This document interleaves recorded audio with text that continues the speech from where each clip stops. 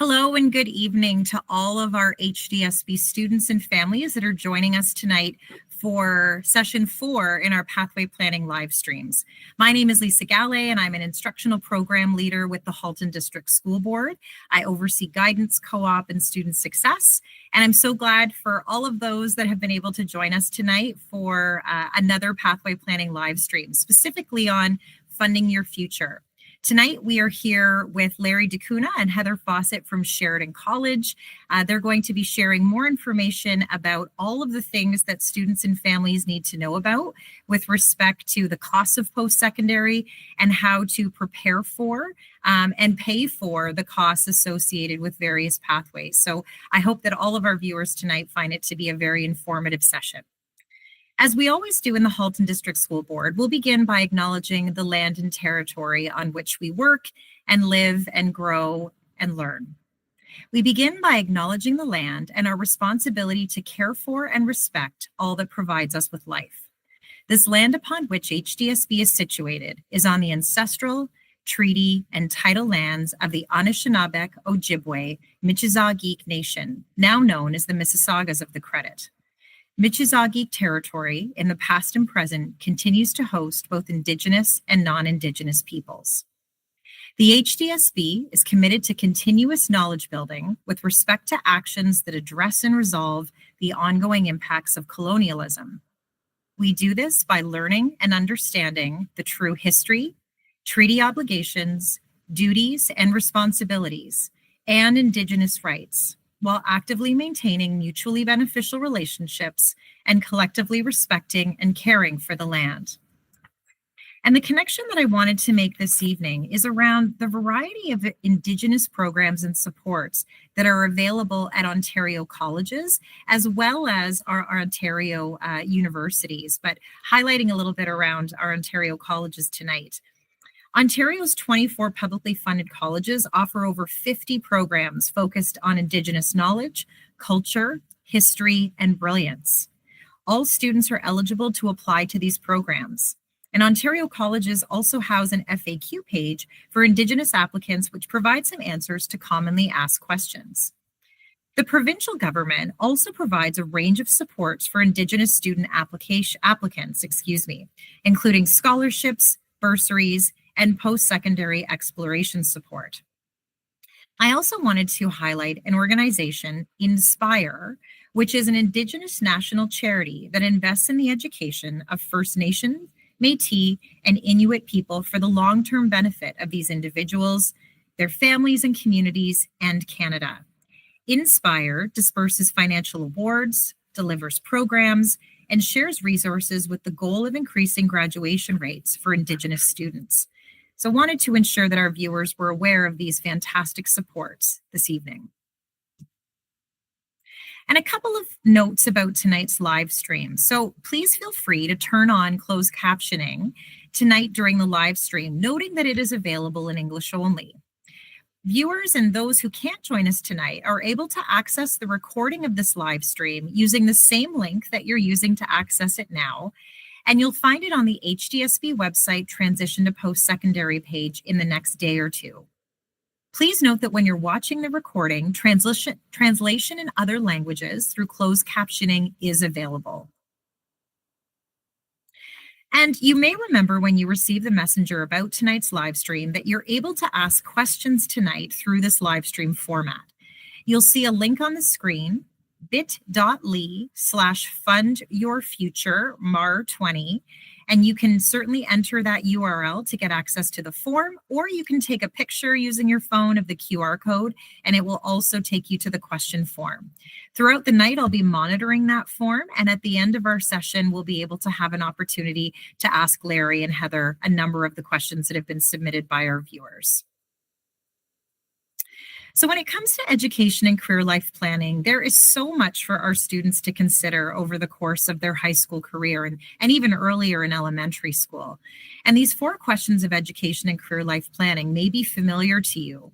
Over the course of their high school career, we ask students to think about who they are, what their opportunities are, who they want to become, and what their plan is for achieving their goals. And they do this through a variety of different ways over the time from when they begin grade 9 all the way up until graduation. And how do they answer those questions? Well, this slide just provides some insight into all the different experiences that they have that help them to do that.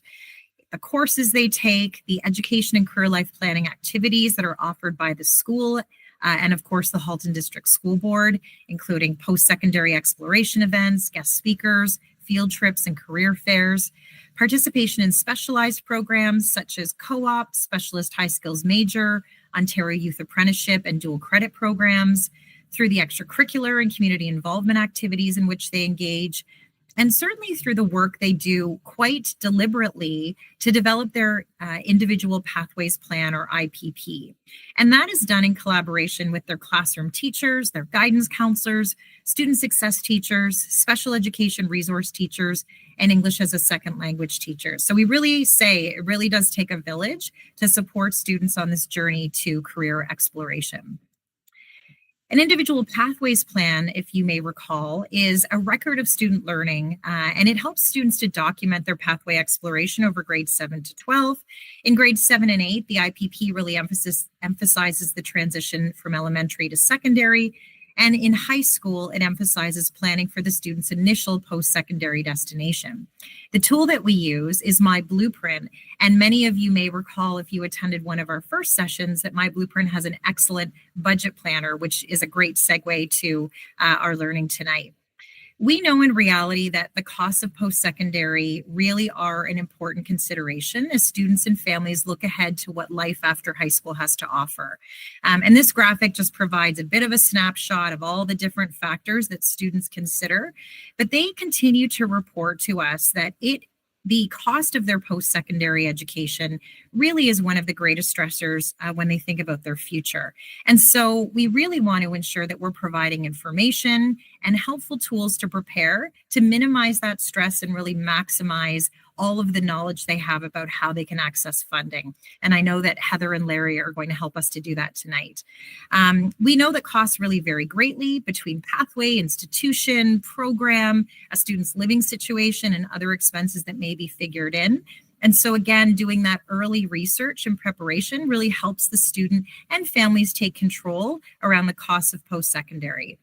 So again, this is the perfect opportunity to welcome Heather and Larry from Sheridan, who are here to share more insight into this very important topic. I'm going to turn it over to them.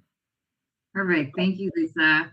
Good. Hello, everyone. Whether you're watching this live or later, we're thrilled to be here. My name is Heather. I've been with Sheridan for a very long time, maybe more years than I care to share, but I'll say they're decades. And I have been working with your students in the Halton region. So whether it's talking about post-secondary transition, finding programs, accessing supports, I've been happy to be in with your students in their classrooms and at various fairs and events.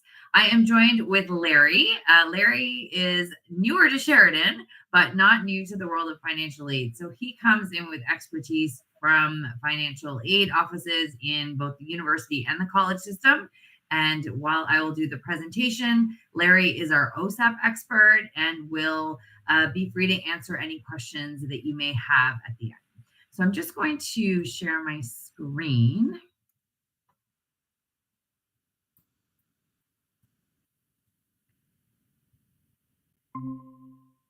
Okay, and I think while I am sharing, let me just close my camera here. Okay, where am I not letting?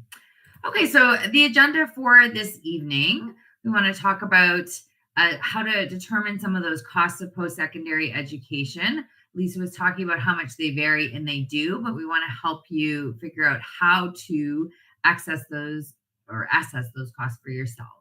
How much funding may you need? How financial need is determined by financial aid offices and by OSAP. Some budgeting tools and ways to save money. Other sources of funding. We're going to talk about OSAP, awards, scholarships, bursaries, a bit about timelines, and then some time for Q&A. So first up, true or false? Maybe I'll ask Larry if he knows the answer. The average student loan balance is estimated at around $10,000 for post-secondary. Larry, do you think that's true or do you think that's false? I would say, that's a tough one, actually. In my experience, I would say, you know what? I would say true. Larry, that is false. It's actually almost $17,000. Yeah, The I said average. true because I was hoping it would be that low. That it would be No, we that hope high. it's true, but it has, yeah. So the average student debt, again, is around $17,000 upon their graduating from the first post-secondary credential. So how do we figure out these costs? Some of the major factors are tuition and program fees, and they do vary quite dramatically. And we will show you ways to find out what they are for the programs that your students are interested in. You need to look at books and supplies, and I would say that's actually one area that's gone down. I think I remember being in school and having textbooks cost something like $300. The availability of online resources has actually really benefited and reduced some of those costs. That's probably the only area that's gone down. You do need to look at housing, whether it's a residence and or off-campus housing, or whether you're living from or staying at home, and looking at other transportation fees, and then a meal plan. Often the meal plan costs more than the residence, so it's really important to have a look at those items. And then parking and, again, transportation costs. So those are just some general ideas that you want to make sure you're researching when you're looking at your budget. How much will your program cost? Every college and university will have on their websites will have program pages. On those program pages, for each program, there'll be a section that says fees or program fees and financial aid. I'm just giving you an example of the Sheridan website, but each site, though it looks different, will have a similar format. When you click onto fees and financial aids, I'm going to I'm going to use practical nursing as an example. It's a very popular program. It's a 2-year diploma. So, for example, the fees for this program are $6,846.88 per year. So this is for 2 academic terms of study. I thought I would contrast that with our Bachelor of Nursing. So Sheridan, among other colleges, have been offering honors bachelor's degrees, I think, for the last 15 or 16 years now. But our newest one at Sheridan is in nursing. And so if you look at this program, it's over $10,000 a year. And that is per year, again, 2 academic terms in this degree program. When we look at international fees, just to be aware, if you are not a Canadian citizen or a permanent resident and your student will be studying on a study permit, then it would be international fees that you would be paying. The university system, when you go to OEAP, which is the same place that your students went to apply, likely maybe you went with them as well online. When you click on tuition and fees, up will come every university, and then that will lead you down into finding what the program fees are. So how do we save some money? I want to talk about the different credentials and their costs. So we talked about a diploma average, a degree average. One that we want to think about is also the apprenticeship pathway. So I was actually just at one of the Halton skills competition at Georgetown District High School today, and saw really exciting students in their OEAP program.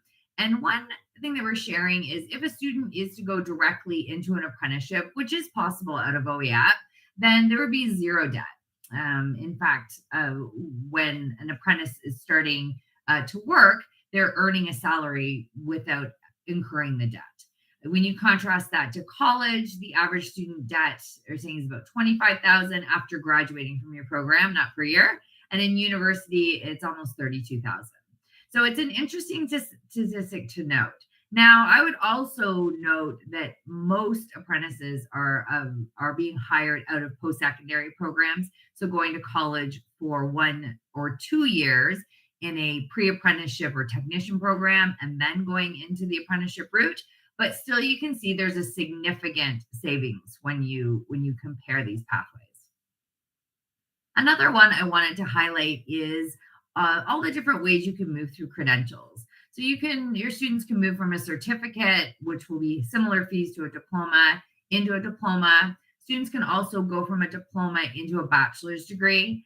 and many students will take advantage of this pathway.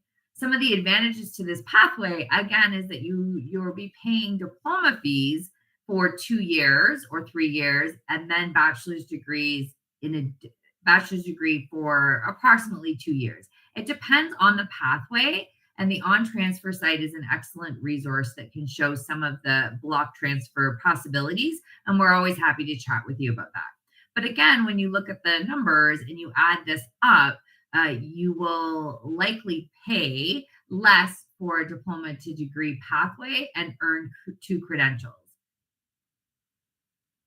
Co-op is another way to earn while you learn. So whether your student goes to college or to university, a co-op program can be very helpful in reducing overall costs.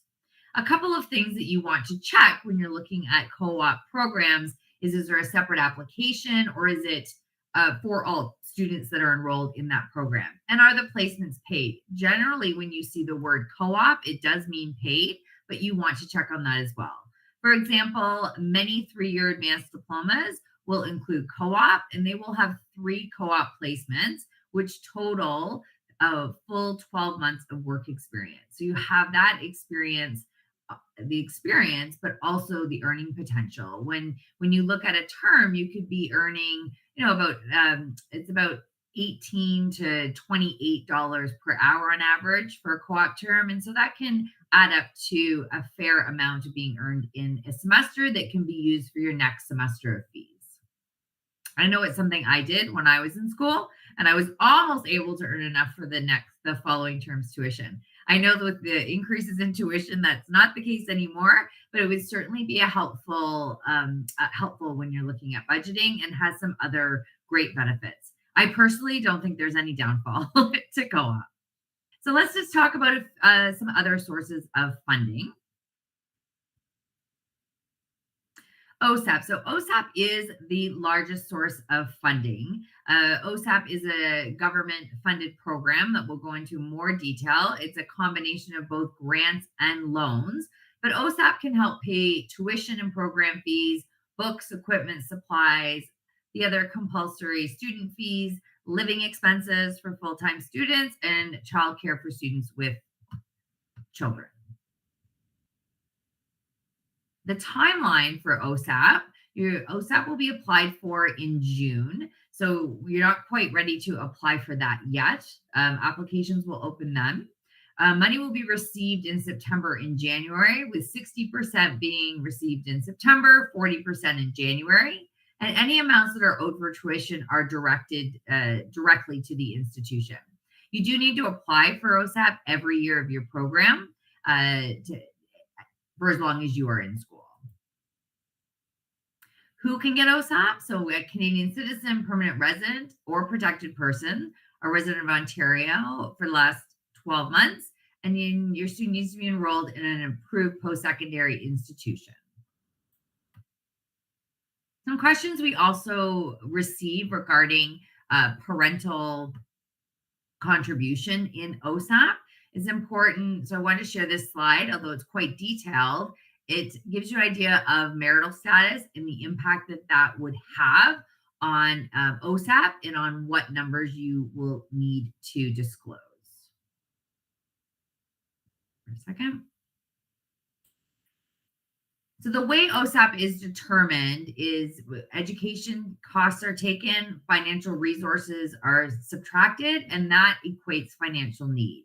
One thing I'd like to point out is, and you can let your children know, that the government, that OSAP expects a contribution of $3,600 from your student, from their savings or from their part-time jobs, that is expected and subtracted as part of financial resources. It will also parental and spousal income and assets, and if you have expected scholarships and bursaries. Just a little bit, again, a reminder that OSAP is both loans and grants, and you can opt to just accept the grant portion. So if you require some financial assistance for education, I would really recommend that this is something you apply for. It also will open the window to other opportunities. So by filling out that OSAP application, you're automatically then eligible for many other programs. Okay, we talked about the timeline there. So we're going to go a little bit into OSAP tonight and explore an estimator tool. But at Sheridan, we offer navigating OSAP webinars every week, every Tuesday, and this will continue on year round. Your student does not need to be going to Sheridan to go to this, to take advantage of this webinar. It is for any students going into post-secondary. It is specific to OSAP. I did watch the recording of this, and it's a very detailed session and will really help support you. So when you are ready to start that application, I will make sure we send out the links as to where to enroll for a webinar, if this would be helpful for you. When you go to officially apply for OSAP, you will need your Ontario access number, and I'm going to go into how to receive one. You do go for the academic. You do need to claim which academic year you're applying for. You need to disclose if it's full-time or part-time and what the tuition is, the tuition deposit is. And that will vary from school to school. For example, at Sheridan, it's $250. So this is what it'll look like when you go in to start your OSAP application. You will need to create an account. So you can Google OSAP application and it's going to come up. And the first thing you do is going to click on that register button. You'll be asked to link the numbers on your OSAP application. There's a bit of controversy out there as to whether or not that is an easier or integrated process. So you have the option of doing that or manually inputting the information, whichever one you prefer. This is what the screen will look like for new user registration. So it's fairly self-explanatory. You're going to put in your name, date of birth, gender. And again, this is your student. We're putting in this information. This is not parental information. As you go on, that's when you'll be asked for that information. But first name, last name, date of birth, social insurance number, and then the Ontario education number is optional. And this is where you would put that in. You're then going to complete a password. So let me just reduce the size there a little bit so you can see the whole screen. Go. You're going to create a password. This will be similar to when you apply to college and university, but you want to ensure that you save this password, write it down, take a picture of it, take a photo, make sure you have that password. You will register your account. Do the following questions. And then at the end of that, you will receive your OAN number. So that's your Ontario access number. And Larry always recommends that you screenshot that page and write down that number on a separate piece of paper. And that number, you will need it whenever you log into your OSAP account. And your OAN number is different than your OEN number. And that's why we want to take notes of those and take screenshots. And it's important that you keep those numbers separate. If you ever forget that number and can't retrieve it, it'll be the financial aid office that will be able to guide you on how to retrieve it. And at the webinar, the OSAP webinar, one of the things they're able to do is retrieve that number for you. So all roads lead back to come to a webinar for more details if you need it. Okay, so I'm going to show you the OSAP aid estimator. This is not nearly as detailed as the official application, but we'll give you a bit of an idea of how much you may qualify for. It only takes 5 to 10 minutes to do. We'll do a really short version, a 5-minute version. And at the end of it, it will give you an idea of how much you might receive in grants, loans, and a total. So I'm going to stop sharing. I'm going to be very brave and see if I can get this technology to work for me again, I believe. Let me see here. Share. Okay, Larry, can you just let me know if you can see this? Yeah, we can see it, Heather. Okay, perfect. And then Larry, can you unmute because you're going to be my customer here, my client. Perfect. Yes, yes, okay. We can see it. So this is what's going to come up. Larry, when do your classes start? You would put down September 2025. Oh, I took too long by having that open. Let's try this again.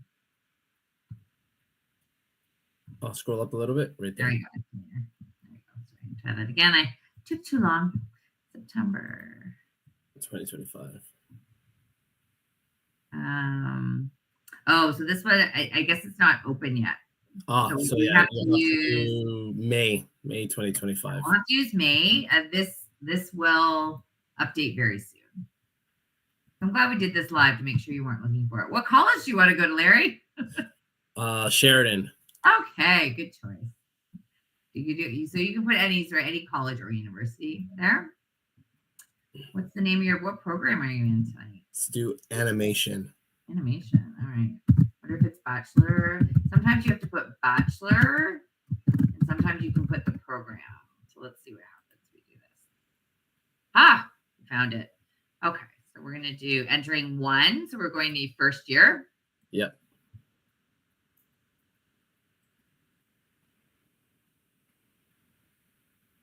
Okay. Larry, are you married, in a common law relationship, sole support, or single? Single. Single. Okay. Have you been out of high school for at least 6 years? And in this make-believe case, I would put no, just because Okay. let's pretend I'm a dependent student, fresh out of high school. Okay. Okay. Yes. Perfect. Have you been, okay. So no. No. So the next question, by the time you start, do you expect to have worked full-time for 24 months in a row? No. Okay. Are you separated, divorced, or widowed? No.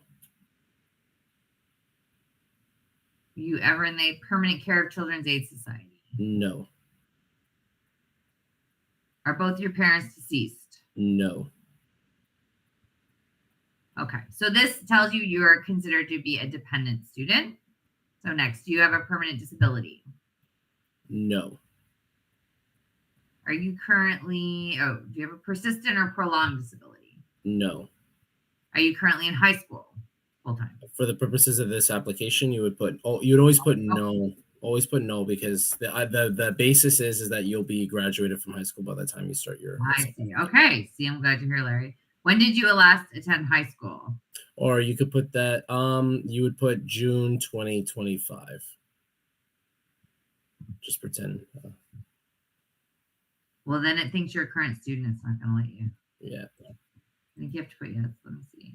Oh, this is, you have to put when you graduate. So you say yes, right? And then you say you're graduating. June 2025. Right? So everyone, if you're watching this, say yes, but then you say when you're graduating. Will you be living with your parents while at school? No. Okay. Do you want to self-identify as Indigenous? No. Okay. Let's go next. Do you expect to receive scholarships, bursaries, or awards? So for this question, you would always put no, right? So my years of financial aid experience, even if you are getting a scholarship, the financial aid offices would input it manually. So you would always first put no. Great pro tip. Okay. Do you expect to have RSPs at the start of your study? No. Okay. Do you expect to have other assets at the start? No. And it looks like there's a further explanation here if you need to know what would be included in those assets.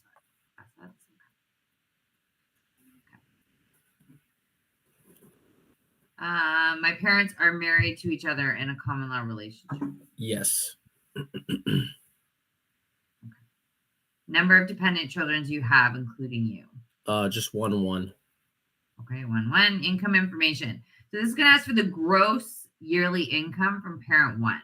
So line 15,000 on the notice of assessment. Sorry, how much? So it would be line 15,000 on the notice of assessment. So how much are we going to put here? I guess we could put 70,000 and 60,000. 70 and 60? Or you know what, 70 and 50. 50.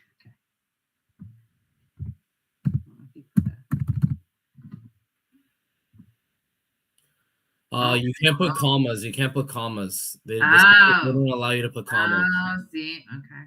That's why I'm doing this live for you all. Likely we do the things that you might do. Okay. Are we ready? Okay. So with the numbers that we inputted, The loan portion, there's no grant portion that's been indicated. The loan amount would be almost $10,000. Okay, so this is based on this information. Tuition, fees, book supplies. This is giving, travel and living allowance.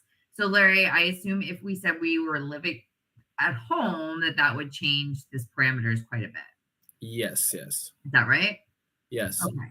And in some cases, if your kid is living away from home and you note it, it may not give you the full maximum funding for living costs that you're eligible for. So you may have to fill out extra paperwork. So encourage your son or daughter to go to the financial aid office and to inquire for more details.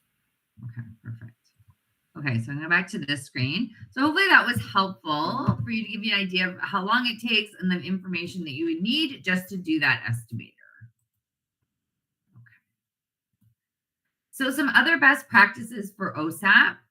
It's important that your students maintain a full course load, and that course load means 60%, which does not mean that it's 100% of classes, which can be confusing.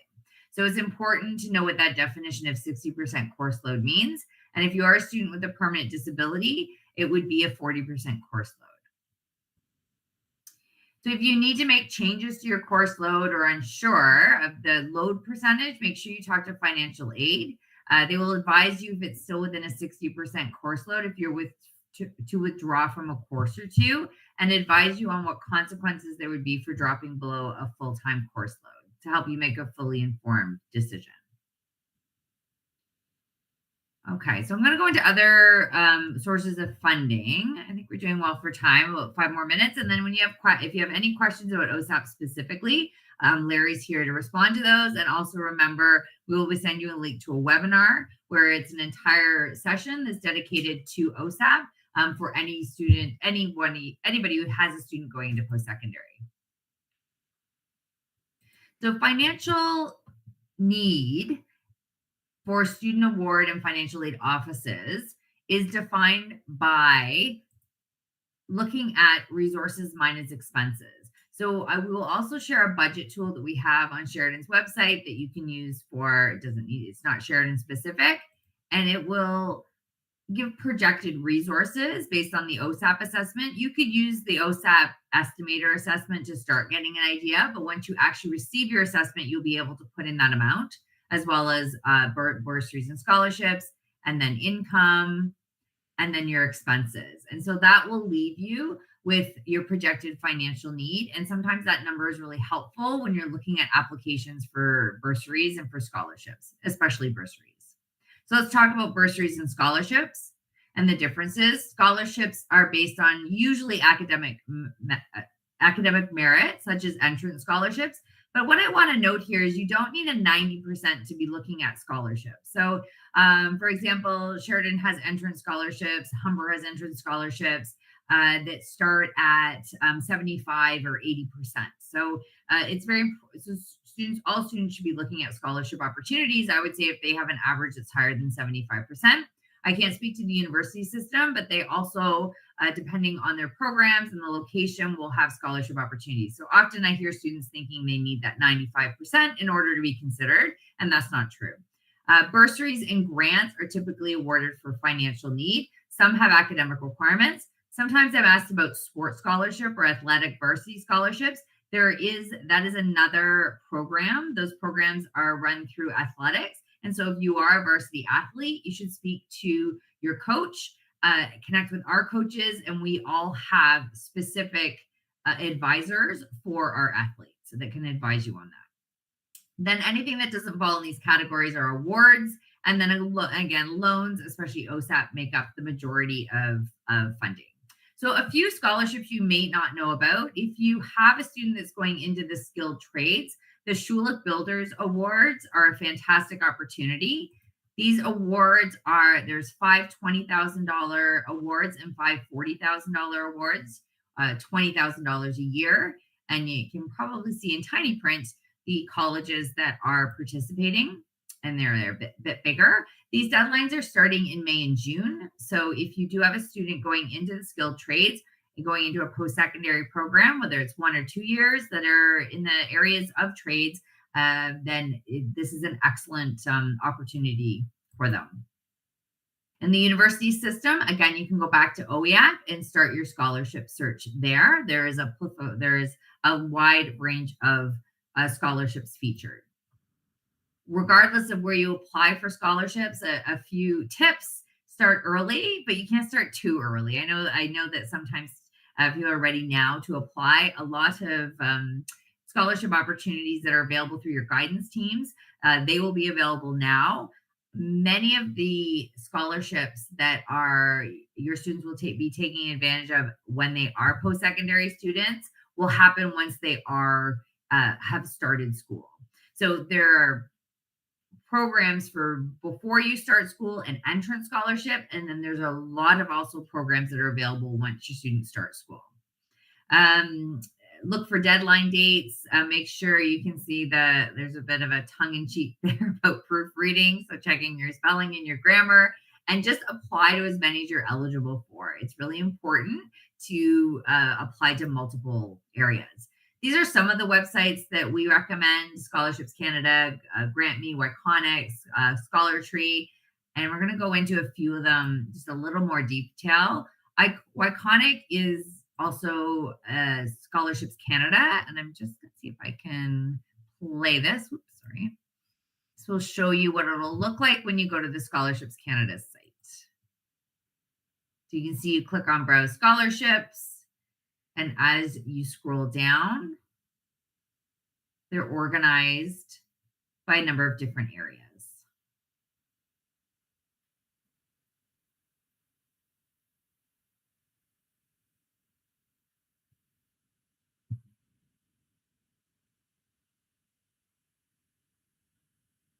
So it just gives you a little bit of an idea of what the first page looks like, and then you can start exploring them. And all these sites, you make a profile, and then you're matched up with opportunities. Some of the interesting ones that we found there that you may not think of: the Burger King scholarship. Burger King's awarded millions and millions of dollars over the years, and it's eligible for students in Canada. I was talking about, again, that you don't need a 90% average for this program. Your GPA needs to be over 2.0. Another one that's really unique is by Duct Tape. It's called Stuck at Prom, and the grand prize is $15,000. And these are for students that are creative and have been able to create their costume creations using duct tape. So there are all kinds of really unique opportunities out there. The more research you do, the more you will find. And again, creating those profiles, your students will automatically get matched to these ones. I don't know about the Stuck at Prom one. I'm not sure that you would be an auto match for this one, but this is another one to look for.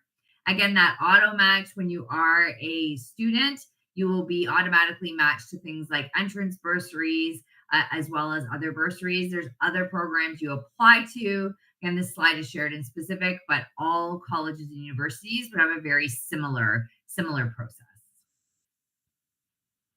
Your workplace could be another place where you could find some support for your child's education. So make sure you check into those places to see what resources are available. Student Jobs is another resource when your students are post-secondary students. About 53% of students in Ontario and post-secondary do work. A great program under that is called Work Study. So if you your student demonstrates financial need, they may be eligible for a work study job. These are excellent on-campus jobs. And I know Larry and I were talking, and many students go from a work study position working on campus. They love it so much that they end up working for that college or that university. And it could actually end up being the career pathway. RESPs is another way to fund your education. Hopefully that's something you've looked into already. Ideally, that's something you're paying into since your children are quite small, and it adds up. It accumulates over time. With banks and credit unions, most banks and credit unions will have student lines of credit that are prime rate +1. And now that interest rates are finally dropping a bit, it will make those percentages a little bit more reasonable. And they're usually a maximum of around $20,000 per year. So there we go. I'm exactly 4 minutes and ready for Q&A. So I'm going to stop sharing now and hand it back over to Lisa to see if there's any questions from our audience or submitted questions. Great. Thank you so much, Heather. That was a whirlwind of learning around post-secondary costs and all the ways to fund it. So thank you very much for providing that overview. I'm just going to pop up my presentation again, just so that folks can see the QR code and the bit.ly for the questions. So let me just make that a little bit bigger for everybody. So again, if you do have questions, there's the bit.ly that you can go to submit them, bit.ly/fundyourfuturemar20. And then there's the QR code there available as well, which you can take a picture of, and that will take you to the form too. So we do have a few questions that have come in already, and I anticipate that we'll have more coming in too. I really appreciate, although Sheridan is a college, that you provided us with a great overview of different costs as well as funding sources for a variety of pathways. We know that our viewers have students or may be students that are looking at all of our post-secondary pathways, so it's so helpful to have that. So I'm going to look over at our first question here to get an idea of some of the things that that our students are asking about. So I just wanted to go with the first question, and that is, can you share the cost of education for students that might be coming from another country, but who have graduated from high school in Canada? So I think the question is really centered around, as we think about post-secondary costs, if a student or a family has come from another country, but ultimately graduated in Canada, would they be treated as a domestic applicant or an international applicant? And Heather, you had showed us some differences in the fees. Yes, there are significant differences. If you are, it comes down to the status. So if it's permanent resident, Canadian citizen, or protected person with a notice of decision, then you pay domestic fees. If a study permit is required to attend post-secondary, then you would be paying international fees. And we do have students that are waiting for permanent residency status, and that status could change during their education. And so they could flip from international to domestic fees during their education. Sometimes a follow-up question is, what if I receive permanent residency status, but I'm now, in my first or second year, does that change? And it does. It does change depending on that. Does that answer that question? Yeah, I believe it does. Thank you so much. Larry, feel free to jump in at any point as well, too, if you'd like. Yeah. Heather answered it perfectly. Yeah. Okay. Fantastic. All right, over to our next question. We have somebody who is asking about, being in a situation where perhaps they are an adult student. They are in, a situation where they are separated from their spouse. They're looking at going to college in September, wondering if they're eligible for OSAP. And I think based on what you showed us, Heather and Larry, people in a wide variety of different situations can still be eligible for OSAP. Do I have that right? Yes, correct. So if the student, and I've dealt with this many times, right, with dealing with people with different marital statuses, whether it's common law, married, single, deceased parent, both students a dependent student, but actually they are considered single independent because their parents are deceased, single independent. So if a student is separated, then when they're asked the question about their marital status, one of the options is in fact separated, and they could put down that they are separated. So them being separated wouldn't prevent them from getting OSAP or anything like that. Perfect. Great. Thank you so much for that clarity. Our next question is, someone is asking, and I apologize, I hope I'm interpreting the question correctly. A student who's taken learning strategies classes, they're asking about if they can apply next year to college if they're currently doing dual credit classes at Sheridan.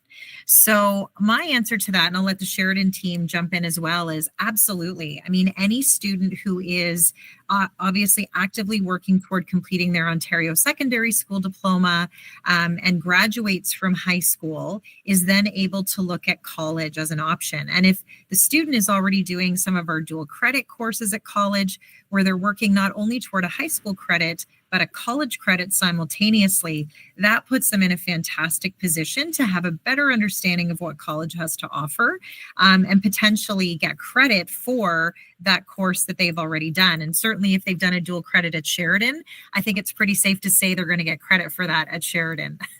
Am I right in that? Absolutely. So whether that's a general elective, which is often the credit, or a subject specific, then yes. I guess maybe the only impact again is if you would be able to drop the general elective from your full-time schedule, but that wouldn't change your OSAP eligibility because that's not going to drop below 60%. So I don't know if that may have been the concern, but that wouldn't impact your OSAP status. Is that right, Larry? Correct. That's 100% correct. Okay, perfect. Thank you for that question and the clarification. Now we have a lot of questions rolling in, which is great. So the question asking about RESPs. I'm just trying to again decipher a little bit if okay, so asking about, I believe, RESPs and if parents are divorced, would you put in only the income of one parent? So I guess maybe we'll just generalize the question a little bit more about how do you navigate an OSAP application piece when parents are divorced and it asks for income? Okay, I can take this one. So generally speaking, what you would do is the student would have to put down the parent that they live with like the most, like who has full custody. And then my pro tip advice is if it's split custody, then the student should put down the parent on file that makes less income because then they'll get more OSAP funding. But generally speaking, the student has to put down the parent that they live with most. So if they live with one parent 80% of the time and the other parent 20% of the time, they must put down the parent that they live with 80% of the time. So someone who's in a situation where they're divorced and not remarried and hasn't remarried, then they would the student will only have to put down one of the parents' incomes, not both. And it would be the parent that they live with 50% of the time or more. Okay, great. Thank you, Larry. That's great. I know we're getting some really specific situations being submitted here. There is a question here about, someone's asking, can you please show the slide again for the recommended websites for researching scholarships? So Heather, if it's not too much trouble, if you can pop that slide up again, just so folks can have another look. An opportunity to send some follow-up links as well to our viewers, because we could also we can post it on our website. We can certainly do that. Yes. I'll just show you, but absolutely. And just a reminder to everyone that you will be able to access a recording of the live stream tonight too, so that you can pause and look at anything in a little bit more detail using the same link that you've accessed this live stream at. Do that again. Just asking if I'm taking over for you. Yes, please. Sure. Okay. There you go. You can see that now? Yes, that's perfect. I'll just mention as well, but certainly you will be able to find it on our HDSB website too, including our guide to post-secondary, which I'll talk a little bit about later. We also have a very specific website for Halton District School Board students that provides a wide range of local and provincial scholarships and bursaries that students can apply to. So this is a website that all of your students' guidance offices would be very aware of and hopefully are very actively promoting to students. And it has many different scholarships and opportunities, some of which will overlap with the sites that Heather's showing here on the slide, and others which are a little bit more unique to the Halton region. So just wanted to mention that as well. It's again, the HDSB scholarships website. Great, thank you so much, Heather. Okay, so back over to our questions here. I know we're having quite a few come in. I see another question about commenting on interest rates for OSAP and repayment time and the interest-free period. And I'm just going to wrap my answers here so I can see the whole question. And how this compares to LOC and would then be a variable rate that can change over time and cost more than expected. So I'm just, again, deciphering the question a little bit. Does that make sense to our Sheridan team? I think they're trying to figure out, is it a better deal to take the funding from OSAP, or a line of credit could potentially? Line of credit. Perfect. Yeah, that's what I'm thinking. Didn't catch that initial acronym. Just very savvy. You're doing some deep dive on those numbers. But Larry, do you happen to? I know the line of credit, when I did a little bit of research, was often prime plus one. So I imagine it really depends on what the prime rate is. But Larry, do you know what the OSAP So rate is? from my understanding, and I guess like what you can possibly do, the best of both worlds. So I think from my understanding is that I don't think the federal government is charging interest anymore. I think they removed interest on OSAP loans. But the other thing you could technically do is that when you apply for OSAP, if you're assessed for grants, you could refuse the loan portion and then only take the grants. And then I guess you could do the line of credit to supplement and assist, right? So that when the student is getting OSAP, they're only getting grant funding, so it's non-repayable. They never have to repay that back.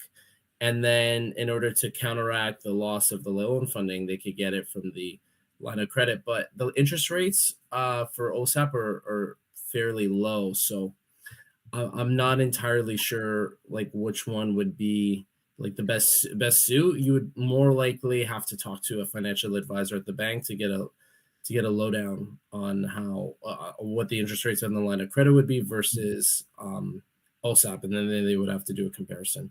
But another compromise you could do is just get grant funding specifically and directly from OSAP, because that's non-repayable. You don't have to pay back the grant funding.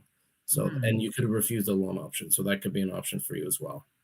And I do see a note. I was just looking at some notes from previously. And again, depending, you could go to an OSAP webinar and they would be able to tell you what the current interest rate is for repayment and the way repayment works with OSAP. So there's, as long as you're a student, you're not paying it back. But once you are earning income, there's some more specifics around how much income you need to be earning to start repaying, what the repayment terms are. So there is more detail.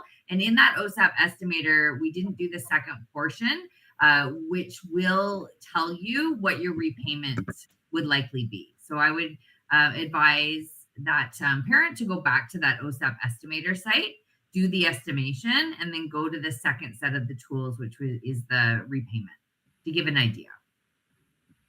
Great. Thank you so much. That's very helpful. And thank you to the parent or guardian that submitted the question.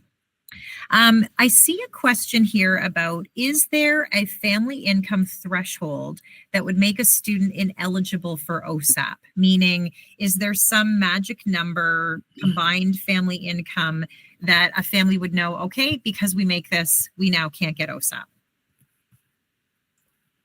So from my experience, generally speaking, the cutoff is about, I find it's $140,000 from my anecdotal experience, just from the changes in the government. But it also depends on, for example, how many dependents you have, if the student is living away from home, or if they're living with their parents.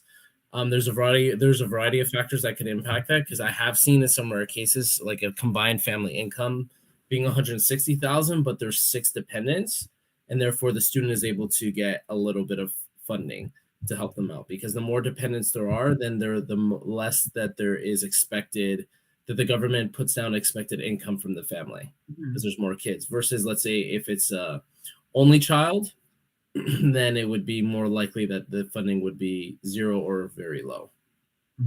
You could also, again, use that estimator and just put in, so the income is, you could do a 5-minute very quick estimator, and it will come up as 0 if you're above the threshold by those few questions. So that might be a quick, without needing to go through a full application. Right. That's great. It sounds like, it's worth a try to see what comes up and go from there for sure. I'll just ask a question right now that I imagine that some families are wondering about, and that is, when they're in that sort of stage before their child is attending post-secondary, perhaps still in high school, and they're looking to have questions answered about OSAP and financial aid and all those things, what's the best course of action in terms of who they would reach out to? I guess specifically, I'm wondering, can they reach out to an institution where their child isn't even enrolled yet, maybe not even accepted yet, and ask some questions, or do they need to officially be a future student or a current student? No, not at all. So that webinar that I was discussing at the Sheridan site, that's a full in-depth OSAP application webinar, and there's no, it is open to the public. It's open to anybody. So it would be not as the same at all institutions. If you know where you're planning to go and you're there for an open house or you were on that campus, I would encourage you to go to that campus because you're going to start to create a relationship with that financial aid office. And that's a great opportunity to start knowing where that is and having those conversations, knowing who the advisors are going to be, knowing whether it's best to call or they do web appointments or drop in. So just the structure of every school will be a bit different. But you do not have to be enrolled at any of our institutions in order for us to speak to you about financial aid. Yeah. Heather took the words right out of my mouth. I was specifically going to also mention, go to as many different open houses as possible, especially go to and that's the best way you could probably access a financial aid office, because financial aid offices can be quite busy at times. So at the open house, pretty much the whole entire there'll be a specific desk where the financial aid team will sit, and most of the financial aid staff will be there. Great. Thank you so much. I see a question specifically about when an applicant can start to apply for funding, let's say for OSAP or scholarships or bursaries, in comparison to when they're going to start the program. So for example, if a grade 12 student was going to be, beginning grade 12 next September, they're looking at, let's say, September 2026 as their start time for their post-secondary program. When can they start looking at OSAP, exploring scholarships and bursaries, and doing all of that? It wouldn't be until they're done high school, realistically, to be honest with you. I mean, they could go on the scholarship websites, do some research to see what's out there, but they can't really apply for anything, right? And different scholarships and bursaries come out at different time periods throughout an academic year. So for example, there could be, when I worked at U of T, they had this UTAP, they had a UTAPs program, right? Where the only time you could apply for the winter portion of the UTAPs is the winter term. So you couldn't apply for the winter portion in the winter term. When I worked at Humber, we had the winter tuition bursary. You couldn't apply for that to that bursary until December before, the month before. So I would say just be mindful, different bursaries, different scholarships come out, and different grants come out have different application start dates and end dates. And just to utilize all of whatever school you go to, find out all about their financial aid and speak to the financial aid office to figure out what they have as options coming out so that you're prepared to apply for them for when they become available. I would say you can do your research earlier so you can have a look and see at what threshold. So there are colleges and universities that will advertise if you have this average, this is a guaranteed entrance scholarship. So those you can look at, though they will vary year to year. They'll be quite similar.